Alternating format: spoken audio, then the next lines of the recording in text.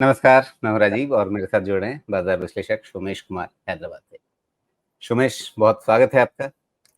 पहले तो थोड़ा-सा कन्फ्यूज़न हो गया समय को लेकर के, इसके लिए माफ़ी आपसे और दर्शकों से भी माफ़ी कि अगर हमने 11 बजे उनको बताया तो हम लेट हैं, अगर हमने 1 बजे बता रखा था, तो हम बहुत पहले शुरू हो गए। तो इस कन्फ्यूज़न के लिए थोड़ा-सा दर्शकों को माफ़ी देनी चाहिए हमें, लेकिन इसका खामियाज़ा हम आप मिलकर के दर्शकों को वापस भुगतान करेंगे और वो इस तरह से कि बहुत सारे सेक्टर्स जहाँ पर अभी क्या स्थिति बन रही है, उन सब की अलग से समीक्षा जो आमतौर पे हमारी साप्ताहिक समीक्षा में उतना विस्तृत नहीं होता है। हम अलग-अलग सेक्टर्स पे जाएँगे और उन सबको समझेंगे। तो सबसे पहले शुरुआत तो निफ्टी, बैंक निफ्टी से करेंगे ही। पहले तो निफ्टी से देख लेते हैं बातचीत। अब निफ्टी का जो हाल है, पिछले हफ्ते ठीक-ठाक गिरावट आ गई, अच्छा खासा नुकसान हो गया। तो अब फिर से वही सवाल है कि बाज़ार डर रहा है, तो क्यों डर रहा है? और कई लोगों से बात हो रही है और सबकी ज़ुबान पे एक ही चीज़ आ रही है, 4 जून, 4 जून, 4 जून। तो 4 जून को ऐसा क्या होने वाला है? जी, नमस्कार। देखिए, मैं कुछ चीज़ों को कनेक्ट करने की कोशिश करूँगा, अगर वो लोगों को थोड़ी क्लैरिटी दे पाए या उनके वरीज़ को थोड़ा सूद कर पाए तो। हमारे यहाँ मार्केट में थोड़ी वीकनेस है, लेकिन वो वीकनेस अनसर्टेनिटी के कारण है और थोड़ा-सा आप अगर माने तो ये वीकनेस अगर इलेक्शन के पहले है, तो ये आपके फ़ेवर में जा रही है, इस चीज़ को आप मान सकते हैं। कारण ये है कि इंडेक्स जैसा प्लेस्ड है, ये थोड़ा इंडिसीजन वाला इंडेक्स है, जिसमें 200 डीएमए के करेक्शंस पॉसिबल होते हैं, देखे गए हैं। लेकिन जब डिसीजन नहीं लिया जा सकता है, क्योंकि अभी हम हैं 12 तारीख और 4 जून, बहुत ज़्यादा बड़ा डिफरेंस है। इस बीच में आई थिंक 3 या 4 और दिन है पोलिंग का। बहुत सारी चीज़ें चेंज होंगी, बहुत सारी चीज़ें क्लैरिटी आएँगी। तो पहली चीज़ कि मेंटली 200 डीएमए जो कि टुवर्ड्स 21,000 है, मेंटली उसके लिए रेडी रहिए। तब तक रेडी रहिए, फिलहाल तो मैं यही कहूँगा कि 22,700 जब तक नहीं निकले, कुछ भी ट्रेडर्स को कुछ भी टच करने की ज़रूरत नहीं है। ये पिछले बारी भी स्टैंस लिया था, फिर स्टैंस ले रहा हूँ मैं। जब वो हो जाएगा, लीजिए, कोई दिक्कत नहीं है, तब तक आपको कुछ नहीं करना चाहिए। निफ्टी का ये व्यू है। इसको मैं लिंक करता हूँ ग्लोबल मार्केट से, जो कि बहुत ज़रूरी है आज समझना।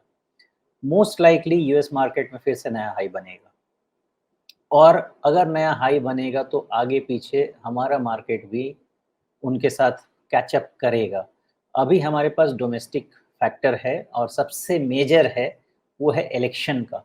वो फैक्टर हमको थोड़ा इम्पैक्ट कर रहा है, लेकिन कैच अप रैली देखी गई है, होनी चाहिए, होती है। तो कब तक गिरेगा, कहाँ तक गिरेगा, इसके लिए रोना-गाना कितना करें वो मुझे पता नहीं है। जो समझ में आती है ये यही बात आती है कि मुझे निफ्टी 20,000 के नीचे किसी भी तरीके से नहीं दिखता है और 21,000 के नीचे वैसे जाना नहीं चाहिए। और एक बार इलेक्शन हो गया और 300 सीट भी ले लीजिए, बहुत है, मुझे नहीं चाहिए उससे ज़्यादा। खाली एक स्टेबल गवर्नमेंट लेके आ जाइए, जो डिसीजंस ले पा रही थी लेते रहें लोग, मार्केट आपका चलेगा आगे जाके। मई और जून में अदरवाइज़ भी मार्केट सॉफ्ट रहता है। तो मार्केट सॉफ्ट रहेगा, आपको जुलाई अगस्त से सब चीज़ें धीरे-धीरे ठीक होती दिखेंगी। इस तरह से प्लान करके चलेंगे, कोई दिक्कत होगी नहीं। नेट-नेट कहना यही चाहता हूँ, ट्रेडर्स अभी कोई हाथ-पैर मत मारिए 22,700 के पहले। इन्वेस्टर्स थोड़ी-थोड़ी चीज़ों को धीरे-धीरे खरीदते रहिए, जैसे-जैसे मार्केट गिरता जाता है। एक-एक सेक्टर इसीलिए डिस्कस करेंगे राजीव जी के साथ, कि आपको क्लैरिटी देने की कोशिश है कि कहाँ आपकी अब सेक्टोरल पोज़ीशनिंग होनी चाहिए और उस हिसाब से आप आगे काम कर सकते जी, हैं। लेकिन पहले तो थोड़ा-सा अलग-अलग सेक्टर्स पर जाने से पहले निफ्टी को ही थोड़ा-सा और समझ लेते हैं। एक हमने ट्रेंड चैनल बना रखा था इस चार्ट पे। तो ये जो ट्रेंड चैनल बना हुआ है, क्या इस ट्रेंड चैनल से अब ये फिसलने की तैयारी कर चुका है? क्योंकि 2 बार नीचे आ चुका है इसके। भई एक बार रेस्ट्रिक्ट किया इसका, दूसरी बार नीचे आया, वापस हमला, अब दोबारा फिर से इसके नीचे आया है। तो इसका मतलब है कि अब इस स्ट्रक्चर को ये छोड़ रहा है और ऊपर जिस तरह से ये सब टॉप्स बन रहे हैं, ऊपर आपके 2 आइडेंटिकल टॉप्स बने हुए हैं, तो क्या कहीं ये एक राउंडिंग टॉप जैसा कुछ फॉर्मेशन कर रहा है? और अगर हाँ, ये तो उसका टारगेट क्या हो सकता है? अगर नहीं, तो फिर करना क्या चाह रहा है ये? देखिए, हमको यहाँ से 2 चीज़ें रीड करनी है। पहला, ये चैनल का ब्रेकडाउन हो गया है।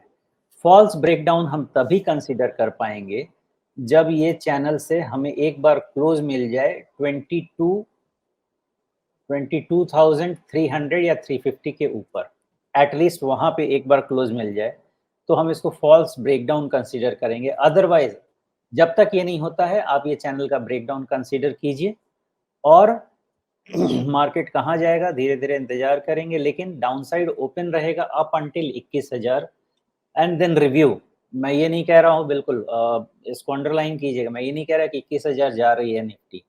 मैं एक ट्रेंड रीड करता हूँ, उस ट्रेंड के हिसाब से अपनी पोजीशनिंग करता हूँ। ट्रेंड यही कह रही है कि जब तक अब 22,350 के ऊपर निफ्टी क्लोज नहीं हो जाए, ये चैनल ब्रेकडाउन लेके कंसीडर कीजिए और फिर उसको इवैल्यूएट करेंगे आने वाले समय में। रेडी रहिएगा प्लान के साथ 21,000 का, तो ज़्यादा दिक्कत नहीं होगी। जी। तो क्या ये बाजार के लिए कोई बहुत बड़ा सदमा है, बहुत बड़ा झटका है? आपने अपना टॉप कहाँ बनाया है? आपने टॉप बनाया है 22,850, वहां से लेकर के बहुत हुआ तो 21,000। ये क्या वाकई, मतलब जिस तरह से लोग आतंकित दिख रहे हैं, क्या ये वैसा कोई खतरा है? नहीं, नहीं, मुझे बिल्कुल खतरा नज़र नहीं, खतरा नज़र मुझे बिल्कुल नहीं आता है। कारण खतरा वैल्यूएशन से होता है। वैल्यूएशन आपके पास एग्ज़ॉर्बिटेंट नहीं है, ऑब्ससीन नहीं है। वैल्यूएशन प्रीमियम हो गया है, व्हिच इज़ ओके। आप प्रीमियम वैल्यूएशन एक कंट्री को इसलिए दे रहे हैं कि वो ग्लोब में बेस्ट ग्रोइंग इकोनॉमी है। देयरफॉर ये थोड़ा प्रीमियम वैल्यूएशन डिज़र्व करता है।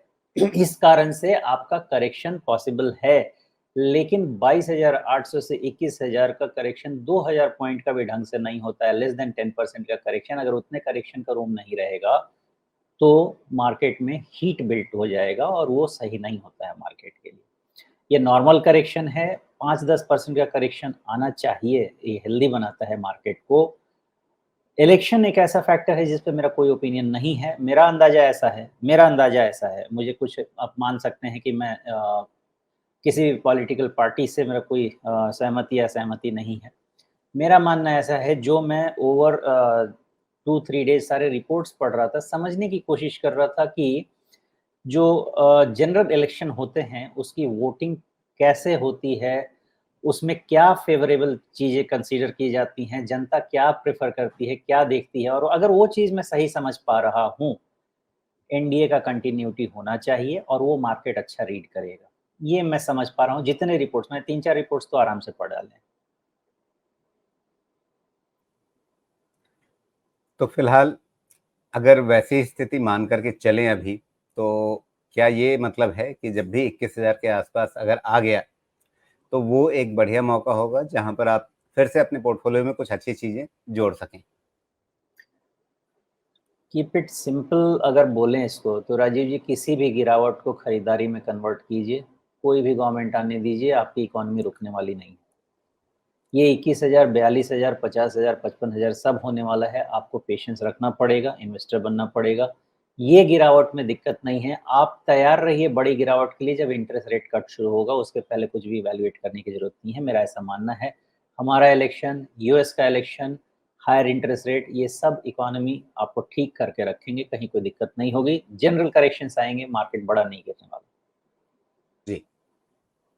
लेकिन अभी आपने कहा सुमेश, जब इंटरेस्ट कट हो तब क्या बड़ी गिरावट के लिए तैयार रहना चाहिए? जी, मैंने इस चीज़ को एक बारी आपके साथ डिस्कस किया था आपके चैनल पे डिटेल। इसको मैं कोशिश कर रहा हूँ थोड़ा-सा एक छोटा-मोटा रिपोर्ट में कन्वर्ट करने की। लेकिन जी। नॉर्मली ऐसा होता है, अब समझिए कि मान लीजिए कोई बड़ी बीमारी से कोई ठीक हो जाता है, ऐसा लगता है कि ठीक हो रहा है, लेकिन जो आफ्टर इफ़ेक्ट्स हैं ना, वो बाद में फ़ील किए जाते हैं।